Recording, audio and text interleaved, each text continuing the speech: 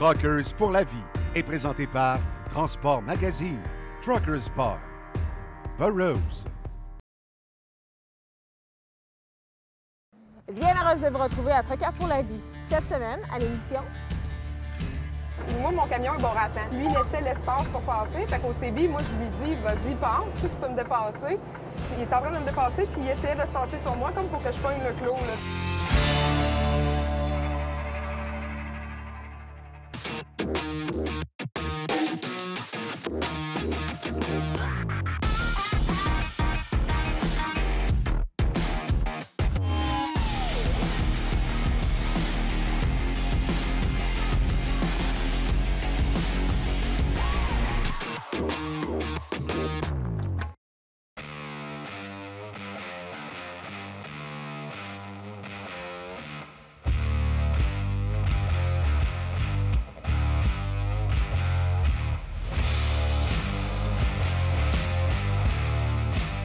On vous présente une truckeuse qui est relativement nouvelle dans l'industrie. Ça fait seulement 1 an qu'elle est camionneuse, mais déjà, on peut dire qu'elle est une truckeuse pour la vie. Francesca Vernier, bienvenue à l'émission. Bien, merci. Toi, avant, tu étais préposée aux bénéficiaires. Oui. Tu l'as été pendant 10 ans et à un certain point, tu as choisi de changer de carrière. Qu'est-ce qui s'est passé? Disons que c'était plus les mêmes conditions qu'au début. Tu sais, c'est totalement différent de ce que ça a changé. J'avais plus le contact humain aussi chaleureux qu'on avait avant. La COVID n'a pas aidé non plus. Donc, j'avais besoin de ce changement-là. J'ai malheureusement fait une grosse dépression. Puis, j'ai été voir une conseillère en orientation qui m'a fait passer un beau test. Puis, ce test-là, dans le fond, a sorti le métier de camionneur en premier. Est-ce que ça avait déjà été une avenue que tu avais évaluée? Est-ce que c'est quelque chose... J'aimais les camions. Je veux dire, je suis déjà allée voir des tirs d'accélération de camions. Mon grand-père était camionneur, mais j'ai jamais pensé conduire un camion. Non. Donc là, tu as fait le saut. À 30 ans, tu as décidé que ta vie allait prendre un autre tournant. Et très rapidement, tu t'es rendu compte que c'était pour toi parce que ça a été facile d'apprendre le métier, là. Oui. Oh oui, bien, tu sais, je suis quelqu'un qui adore conduire à la base. Puis quand je suis arrivée au CFTC, tout ce que j'ai appris, pour moi, c'était facile. La théorie comme au niveau pratique.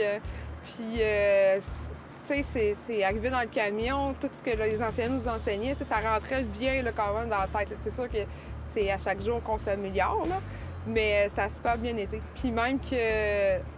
Moi et un autre gars, on était 2 personnes qu'on a eu des stages devancés. OK. On était sortis du groupe, puis j'ai pu faire mes stages là, justement avec VTL, qui a été des stages devancés. T'étais douée! Oui! Puis tu sais, en plus, j'ai choisi cette compagnie-là pour mes stages, mais j'ai resté ici, tu sais, tellement que j'aimais ça. Tellement que tu étais contente. Qu'est-ce qui t'a le plus surpris quand tu es entrée dans l'industrie comme camionneuse? Bien, c'était... ce qui m'a le plus surpris, je pense que c'est les gens, l'approche qu'on a, tu sais. Moi, je me dis, c'est un monde de gars, donc c'est un monde que peut-être, c'est un peu plus tough, tout ça. Mais j'ai déjà fait des jobs de gars aussi. Avant d'être préposée aux bénéficiaires, j'ai travaillé chez Matrec. Je triais des matériaux de construction, puis c'était juste des gars dans l'usine. Fait que je connaissais un peu le monde des gars, mais je voyais le monde du camionnage un peu plus tough, tout ça. Puis finalement, non, en étant une femme, t'as beaucoup plus d'aide. Le monde sont sympathiques avec toi. Puis je sais pas les autres compagnies, mais je sais que chez VTL, j'ai pas de stress. Tu sais, j'arrive en retard pour tel et tel problème, telle situation. Tu l'expliques. T'appelles au bureau, ils vont appeler le client, puis il y aura jamais de problème. Puis tout le monde va être heureux, là. Tu sais, c'est facile. C'est facile, exact. Est-ce que malgré tout, tu sais, préposé aux bénéficiaires, tu es en contact, c'est des relations d'aide, tu es en contact avec des gens quotidiennement. Est-ce que ça te manque? Parce que tu peux passer des longues heures là, sur la route sans voir personne. Honnêtement, ça me manque pas. Non? Non!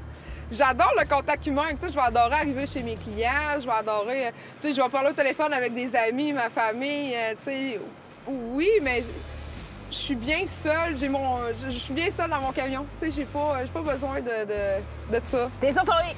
Oui, c'est ça. Carrément. Exact. Écoutez, on vous a menti. Francesca, elle n'est pas seule. Elle fait du team et on va aller rencontrer tout de suite ton coéquipier de travail. On y va. Oui.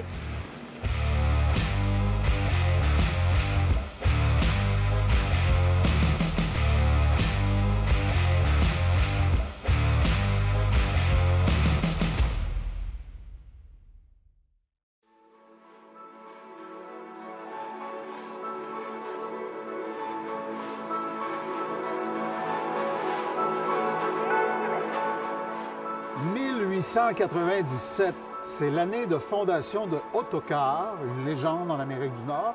C'est la plus vieille marque fabriquée en continuité sur le continent nord-américain pour un véhicule moteur. Mon invité, Marc-André Lapointe, est chez Lapointe Équipement. Marc-André, Autocar, pour toi, c'était quelque chose de mythique. C'est une chose qui t'a toujours attiré. Tu avais un sweet spot, comme disent les Anglais, pour Autocar. C'est un peu une histoire d'amour. OK. Notre premier camion qu'on a eu dans notre compagnie de transport, c'est un camion Autocar. Depuis ce temps-là, on a eu plein d'autres marques, d'autres camions neufs, mais on a tout le temps gardé au moins un vieil Autocar dans la cour. Et l'histoire veut que Marc-André, à un moment donné, a décidé qu'il voulait un Autocar. Il a remué ciel et terre pour en trouver un. C'était très difficile. On t'a mis en contact avec la compagnie Autocar aux États-Unis et finalement, tu les as convaincus de devenir leur distributeur. C'est ça. J'ai couru après eux autres pour réussir à avoir le nouveau modèle, le DC64.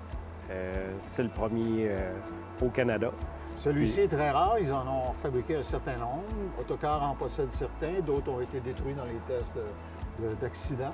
Et celui-ci, c'est le quatrième sur la route. Puis, en quelque sorte, chez Lapointe Équipement, tu participes au développement Exactement. de la machine. Oui.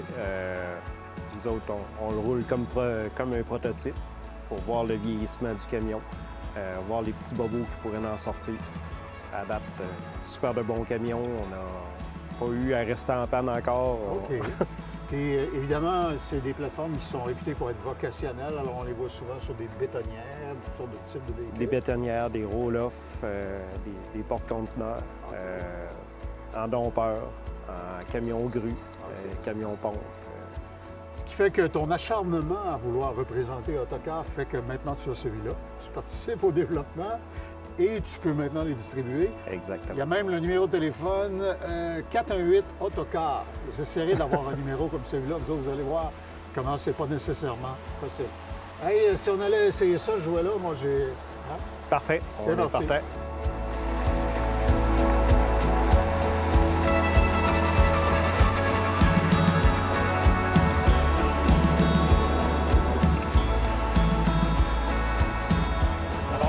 J'ai lu à quelque part que Autocar se targue d'avoir les cabines pour les véhicules vocationnels avec la plus grande surface vitrée.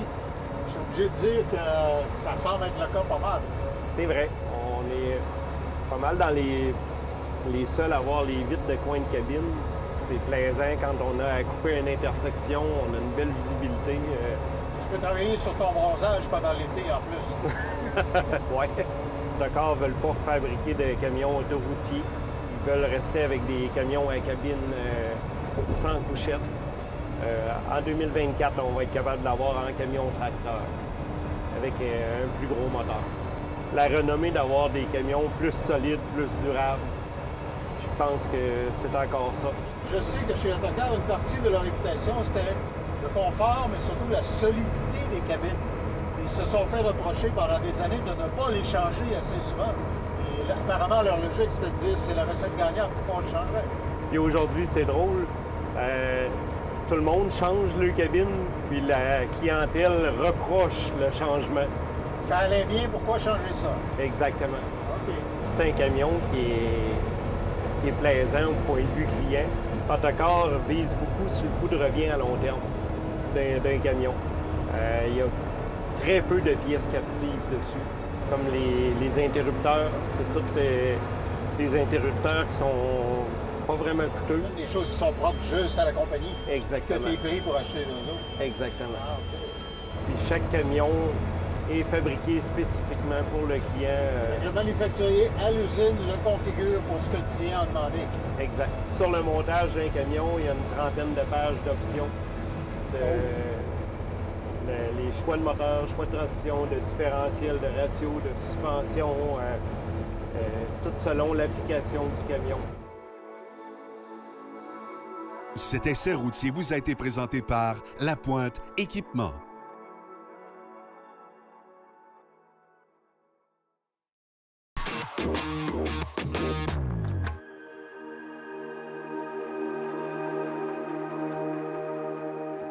Transport Barnière, présentement, est à la recherche de conducteurs possédant une classe 1 pour desservir les territoires. On parle de la distribution alimentaire ici au Québec.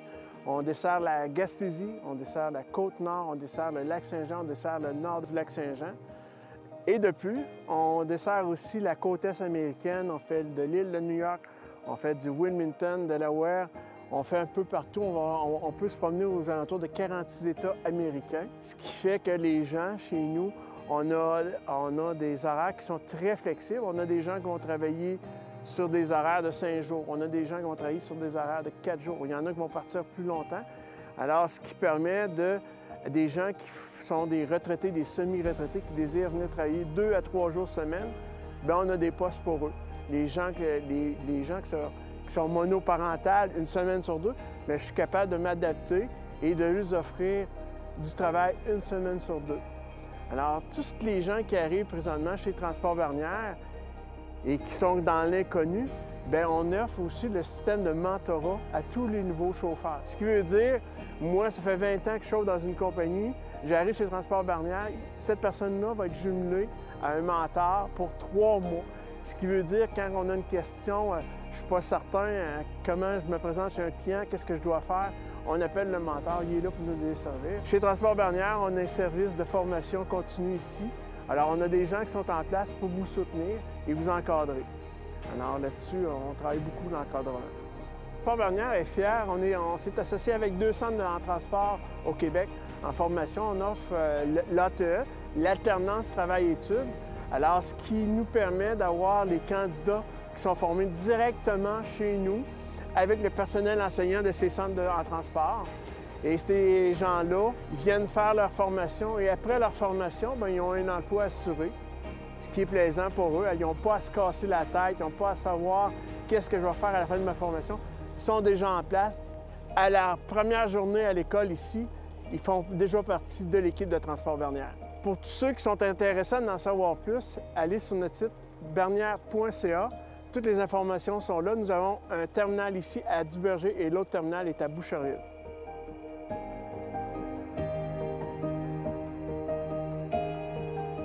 Cette chronique vous a été présentée par le groupe Bernière.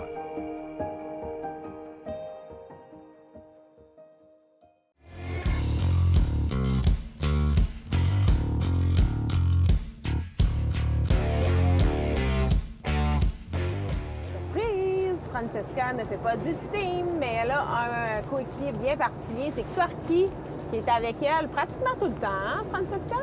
Tout le temps, oui, il est tout le temps avec moi, Corky. Ça doit changer la dynamique, tu sais, parce que tu pars de longues semaines, là, mais t'as tout le temps quelqu'un pour te divertir. Oui, c'est vrai que ça change la dynamique, puis quand tu te sens seul, ben t'as un ami. Souvent, tu te sens seule. Est-ce que tu as peur? Est-ce que tu te sens pas en sécurité quand tu dois dormir à certains endroits où il y a peut-être un peu moins de monde, des choses comme ça? Je te dirais que, étrangement, je me sens plus en sécurité dans mon camion que chez nous. C'est vrai? Pourquoi? Ben, j'en ai aucune idée, pour vrai. Tu sais, chez moi, je peux me lever, je vais aller checker à la porte plusieurs fois.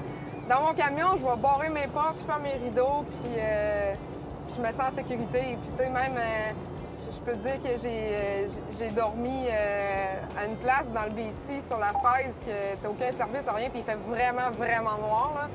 Faut pas dire noir comme ça. Puis, puis écoute, j'ai même pas eu peur. Il y avait des camions qui étaient là. Puis tout. Il aurait pu avoir des ours, il aurait pu avoir n'importe quoi, mais j'avais même pas peur d'être là. Tu sais, j'étais juste bien parce que je suis dans mon élément. C'est ça. Il n'y a jamais rien arrivé, puis tu n'as jamais eu de mauvaise expérience non plus sur la route avec d'autres camionneurs?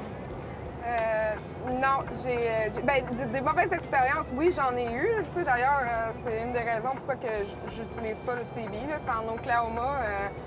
J'ai eu des menaces de mort. Ah CB. ouais? Ouais. Des menaces de mort qui étaient carrément gratuites, mais on s'entend, là. Oui, gratuit, parce que dans le fond, c'est parce que moi, mon camion est barré à 100, puis je roule pas plus vite que 100. Puis en Oklahoma, tu as des places que ça peut être 120 km/h. Okay. Les autres, ils sont fâchés quand on n'avance pas, mais pourtant, je lui laissais l'espace pour passer. Fait qu'au CB, moi, je lui dis, vas-y, passe, tu peux me dépasser. Puis bon, il me traitait de tout et non. Puis à un moment donné, il est en train de me dépasser, puis il essayait de se tasser sur moi comme pour que je pogne le clos. Là. Puis il me dit crève, petite bitch. Ben voyons Ouais, donc. c'est ça qu'il m'a vraiment dit. Fait que, puis là, si je te donne un exemple, c'est aux États-Unis, le monde va dire « Ouais, mais les États-Unis, non, c'est pas vrai. » Parce que dans l'Ouest canadien, il m'est arrivé une autre affaire aussi dans mon dernier voyage, il y a 2 semaines. C'est un homme qui me suivait en camion, puis je suis arrêtée dans... Tu sais, il me suivait, mais de loin, là, puis je suis arrêtée avec mon chien faire ses besoins. OK. Quand je suis venue pour rembarquer dans le camion, l'homme en question, il était là, puis il me disait « I need help, please », tu sais. Fait que là, je dis « C'est quoi t'as de besoin? » Puis il me disait que son cellulaire ne marchait pas. J'ai essayé de l'aider parce que je suis même, j'ai un grand cœur, hein? J'ai été préposée aux bénéficiaires, j'essaie d'aider tout le monde dans la vie parce que j'aime tout le monde. Mais là, il retenait ma porte, mais là, moi, je pouvais pas l'aider. Puis j'ai dit, écoute, à 30 minutes, il y a une ville, là, tu vas pouvoir aller faire arranger ton téléphone. Il lâchait pas ma porte, puis aide-moi, c'est toi qui vas m'aider. Puis je veux une photo avec toi. Puis non, ça a été une histoire d'horreur pour vrai, là. Tu sais, puis on n'a pas rien pour se défendre, là, puis on n'a pas le droit d'avoir rien pour se défendre, mais tant qu'à moi, c'est de la légitime défense rendue là. Je veux dire, la personne m'empêche de partir, m'empêche de faire ma job, en plus, ça retient la porte. C'est du harcèlement, là. Mais malgré tout, tu as vécu beaucoup plus de belles expériences. Toi, tu n'étais pas une grande voyageuse. Tu avais fait un voyage dans ta vie, mais là, tu en fais plein, hein? Oui. Quotidiennement, tu fais des voyages, puis tu vois du paysage, tu vois de la route. Effectivement. Puis heureusement, là, je veux dire, je vis des choses beaucoup plus belles là, que mauvaises. Là. Tu sais, je veux dire, j'ai bien plus de belles expériences que de mauvaises expériences. Là. Une chance aussi. Puis oui, je vois des paysages là, phénoménales, là, puis des choses que j'ai toujours voulu voir aussi. Là. Si je peux le dire, quand que j'étais enfant, un de mes plus grands rêves, puis ça, mes parents pourront vous le dire, je voulais tellement aller aux États-Unis. Là. Ah oui? Je voulais tellement aller aux États-Unis. Là, t'es servi. Ah oui, là, je suis servie en tabarouette. Je vais à tous les semaines. Puis quel type de paysage tu recherches? Qu'est-ce que tu aimes voir? Le plus beau paysage que j'ai vu pour moi, c'était les montagnes, les Rockies du BC. Ça, OK. c'est la plus belle chose que j'ai vue. Même pas aux États-Unis. Non, même pas. Aux États-Unis, la plus belle chose que j'ai vue, que j'ai juste ça qui est très beau à voir, les palmiers, les cactus, le désert, là, parce que j'étais à Laredo, au Texas, là, c'était plus désertique. Ça, c'est moi que j'aime ça. Là. Ce que vous ne savez pas à la maison, c'est que Francesca est une grande chanteuse qui chante continuellement lorsqu'elle roule, mais elle refuse de chanter devant nous. Elle est trop gênée. Par contre, elle a son coéquipier qui peut chanter pour nous, puis on va aller à la pause comme ça avec Corky qui va nous chanter La Pomme. Oui!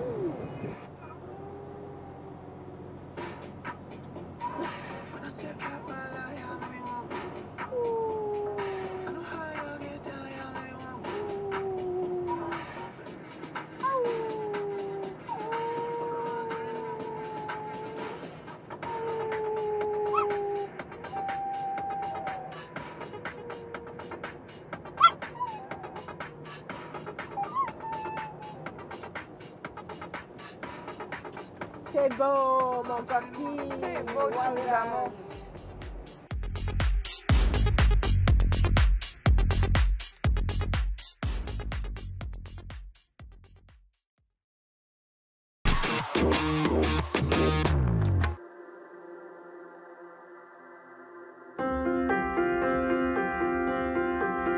On est un centre de transbordement de grains pour les meuneries, tout ça. On décharge des wagons.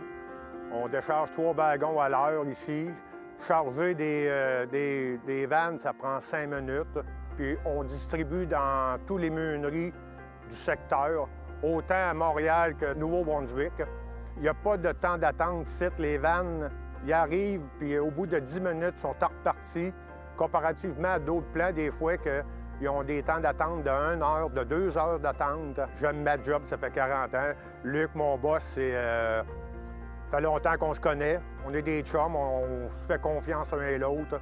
Il est venu me chercher il y a 3 ans et demi, puis on évolue ensemble dans la compagnie, puis ça va très bien. Puis, je veux pas une ambiance que le monde sont mal traités ou quoi que ce soit. On se fait du fun. C'est plaisant de travailler pour Comagro. On est deux partenaires qui ont parti ça en 2014. On a commencé tranquillement en tranchant du grain. Après ça, on a pris possession de camions 3 ans après l'ouverture de la compagnie. Puis après ça, un autre 2 ans après, on a acheté le plan ici à Saint-Lambert. C'est pas facile de mener du grain dernièrement avec ce qui se passe en Ukraine, avec le COVID, puis un peu partout, les prix ont augmenté de beaucoup. Fait que ça prend des reins solides, puis c'est de l'ouvrage à tous les jours, 24 heures sur 24. On peut mettre facilement 26 000 tonnes. C'est sûr que les prix varient en fonction de ce qui se passe au niveau mondial, l'économie mondiale. On a rajouté, nous autres, de notre côté, 10 000 tonnes d'entreposage dans les 2 dernières années. Quand on a acheté le plan, on avait 16 000 tonnes. On a rajouté 10 000 tonnes dans les 2 dernières années, principalement parce qu'on est un des seuls à recevoir des 100 wagons en même temps. Fait que 100 wagons, c'est 10 000 tonnes. Fait qu'il fallait avoir la capacité pour décharger ça dans des silos. On a un entrepôt plat qu'on peut entreposer 12 000 tonnes, puis on a des silos pour 14 000 tonnes. Ça arrive des États-Unis, de l'Ouest canadien, 100 wagons qu'on décharge là, en dedans de 24 heures. Le marché boursier, on travaille avec la Bourse de Chicago. C'est de 9h30 à 2h30 à tous les jours. Le monde va dire que c'est juste 5 heures, mais c'est un 5 heures assez stressant parce que le marché peut changer en dedans d'1 seconde avec une nouvelle mondiale. Moi, j'ai vraiment commencé à la base dans les meuneries. Fait que je connais les besoins des meuneries. J'ai eu des patrons. Je sais comment je veux être dirigé. Fait que j'essaie de diriger la façon que j'aimerais être dirigé. Fait que l'esprit de famille, pour moi, je reviens souvent là-dessus, mais c'est ça le plus important, avoir du plaisir à travailler. Tout le monde a besoin de sa paye le jeudi, fait que pourquoi pas faire ça en ayant du plaisir. Moi, en tout cas, que je sois encore business, c'est vraiment mon équipe que j'appelle ma famille, mes employés. C'est le bonheur de se voir tous les jours, tous les matins, rencontrer les fournisseurs, les clients. C'est ça qui tient en vie puis qui donne une joie de vivre le matin à rentrer travailler. Cette chronique vous a été présentée par Comagro.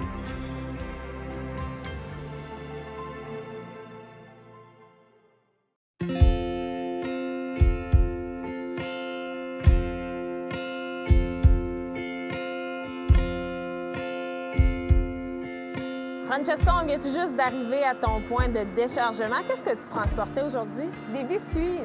Des biscuits. Est-ce que c'est toujours dans l'alimentaire ce que tu transportes? Non, c'est varié. Souvent, ça peut être des porte-patios, cordage de fenêtre, des choses comme ça. On a vraiment plusieurs clients avec plusieurs marchandises, des rouleaux de papier. Ça peut être de la pâte et papier. On a vraiment une bonne variété. Très diversifié. Oui. Les gens à la maison, si Francesca vous dit quelque chose, c'est que vous l'avez peut-être déjà vu à la télé.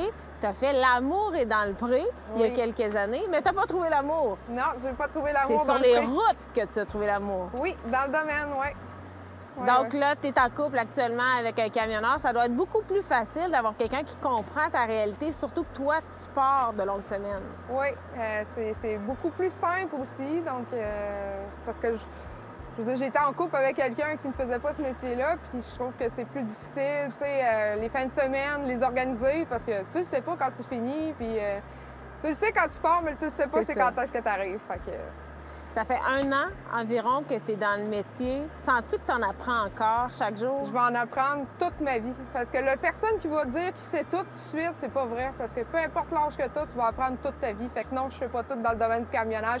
Puis j'en mange tellement que je prends toute l'expérience que les gens vont m'apporter. Toutes les bonnes choses. Bien justement, est-ce que tu trouves que les autres personnes, les autres camionneurs, les autres camionneuses sont ouverts à donner des conseils, à te permettre d'avancer, à te permettre d'apprendre? Oui, vraiment, vraiment. Puis des fois, tu vas même pas chercher à vouloir avoir cette information-là. Ils vont venir vers toi pour t'aider, puis ils vont venir t'apprendre des choses. C'est ce qui est merveilleux. Ça leur fait plaisir, dans le fond, de donner leur expertise parce que tu travailles avec des gens qui ont plusieurs dizaines d'années d'expérience, là. Oui, femmes comme hommes, fait que c'est toujours plaisant. Je te ramène dans ton passé. Quand tu étais dans d'autres emplois dont on a parlé un peu plus tôt. Oui. L'ancienne Francesca par rapport à la nouvelle Francesca, c'est quoi la différence majeure à tes yeux?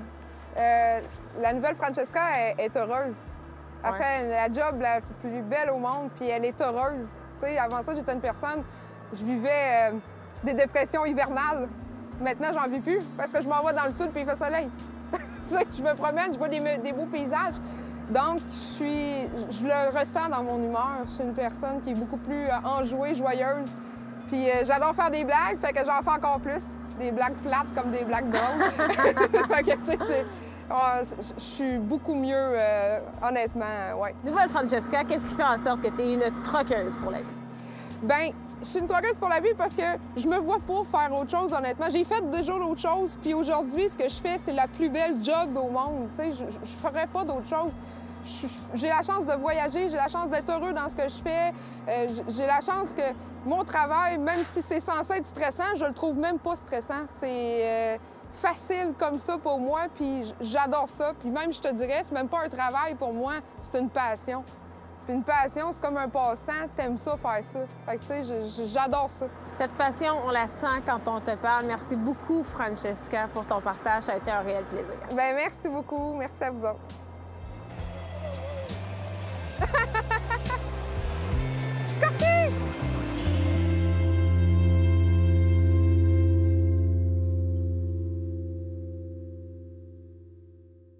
Merci à la maison d'avoir été là. Je vous rappelle que toutes nos émissions sont disponibles en tout temps sur le télé-mag.tv. La semaine prochaine, vous ne voulez pas manquer ça, Lucas Boutette qui sera avec nous, un jeune camionneur avec beaucoup d'expérience. Soyez là!